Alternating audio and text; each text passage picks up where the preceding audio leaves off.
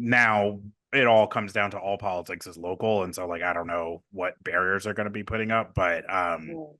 like when I compare it to like New York is getting there, but it's just they had so many barriers, right? So many walls, so many things they had to get through. And Ohio just seems to have cut through that pretty quickly. So I don't know. I think it's going to be good, but we'll see. Ohio also has a lot of very interesting states on its borders. That those customers are already shopping in Michigan, and now you've just like cut them off, basically. Yeah. So, like, at what point do you see people not go all the way to Michigan? My thought is that it's going to be when prices are plus or minus 10%. If potential customers are coming from further than Ohio to Michigan, they're going to drive right through Ohio and keep going basically until Ohio has representative pricing. Oh, 100%. Which is why I would expect that like the demand would be built out of like the Clevelands, the Columbuses, the like Okay. Cincinnati areas versus like Toledo and like Yeah. the Michigan border areas. Yeah. But I do think that it's just Ohio just has a lot of people, right? Like there's just not a states that like from a just total market size. We always make this like false equivalency in the US by like comparing states that just like should not be compared to each other on a scale thing. Like Michigan Mhm. is a huge state. That's one of the reasons why it's a great market is it's just a Yes. huge state. um, but when you're trying to compare that to like Oregon, like, you know, Oregon, there's not a lot of people in Oregon Yeah. comparatively, or even Denver, or even Colorado. Like there's more people in the Bay Area than the entirety of Colorado. Yeah.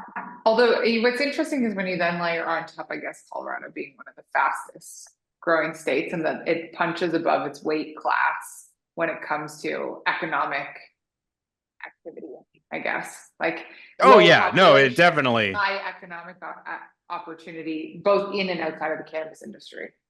yeah, no, 100%. Which is why it does like on the per capita basis does so well, right? But I don't know. I have a lot. I have my hopes up pretty heavily for Ohio's of the world, and like I mean, it all comes down to like this whole like how the regulatory landscape then translates down into wholesale constraints, which then translates down into the inability for wholesales to sell at a price, which then translates down to the price differentials. And so you are very Mhm. correct in terms of when the prices get within 10%, it'll make sense.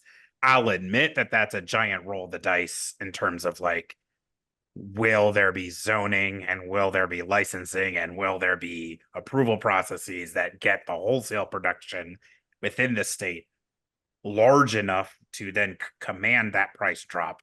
But assuming that they have like a pro business smaller barrier to entry and that they know the market opportunity because of the Michigan demand thing, that's just money left on the table, assuming that, and I realize that's a big assumption, if they can get those prices there, I think it's going to be like a great state for just growth overall. The whole Midwest, I think, is great because you have large states that have land to be able to build on, to grow on. So, all right, we'll see.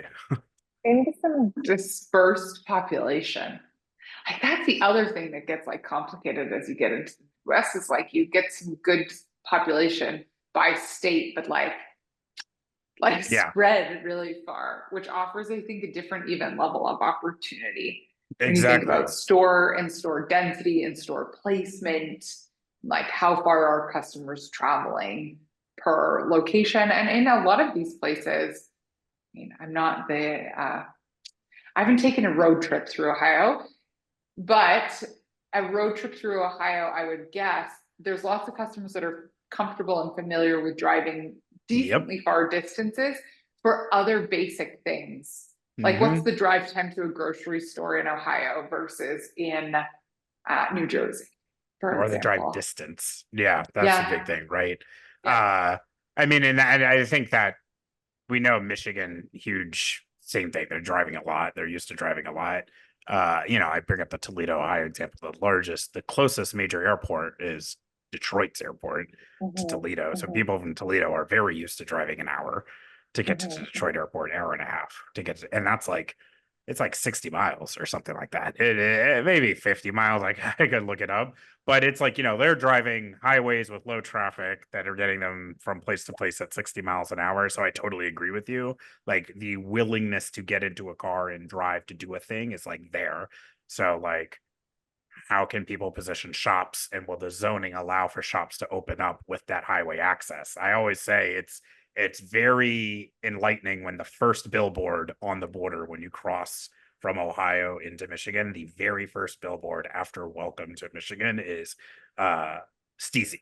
It's a Steezy billboard. It's huge. I mean, Which if you drive anywhere within Michigan, if you started to take what percentage of billboards are cannabis billboards, it's pretty wild. Yeah, it's pretty crazy, right? But what's interesting there is they're on the interstates in Michigan, right? They have billboards on the interstates. In California, they don't. They're not allowed to. There was like some court ruling. I can't remember the exact details of the court ruling, but there's some court ruling where basically someone within the state sued and said, hey, like you can't be putting billboards on federal property, which is interstates. So in California, you're not allowed. They used to have them. They used to have them all over, but they basically said if it's an interstate that connects to a different state border, you can't put a cannabis billboard. So there's a whole game of putting it on the road that's right next to the interstate. Right. But there's just not as many on the interstates itself because of that, which also kind of goes into like it's a higher regulatory environment than the places you can get in like an Ohio or a Michigan, just culturally, right? So same is true in Colorado. Yeah, exactly. So so it's a very pro-business climate for Michigan. And I hate to be someone necessarily hitting on the pro-business drum a lot, but the reality is that a lot of the success of these cannabis operators has a lot to do with like the arbitrary regulation at the local and state level. So we'll see.